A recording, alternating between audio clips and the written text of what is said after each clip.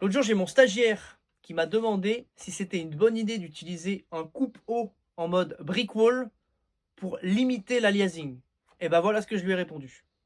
Alors, on va parler de l'aliasing. En gros, un système audio numérique, il a une fréquence maximale qu'il peut reproduire. Sauf que ça peut arriver qu'on fasse échantillonner des fréquences au-dessus de cette fréquence maximale. Et qu'est-ce qui va se passer en fait? Ces fréquences suréchantillonnées vont être ramenées dans le spectre que notre DAW peut gérer. Et donc ça va venir créer en fait des harmoniques qui n'ont rien à voir par rapport aux instruments, aux fréquences, aux notes du morceau sur lequel on est en train de travailler. Et donc ça va créer en fait des problèmes. Ça peut s'entendre. Un des moyens les plus classiques pour éviter ça, c'est d'utiliser l'oversampling. En fait, l'aliasing, c'est quelque chose qui va arriver souvent lorsqu'on utilise beaucoup d'effets type saturation, distorsion.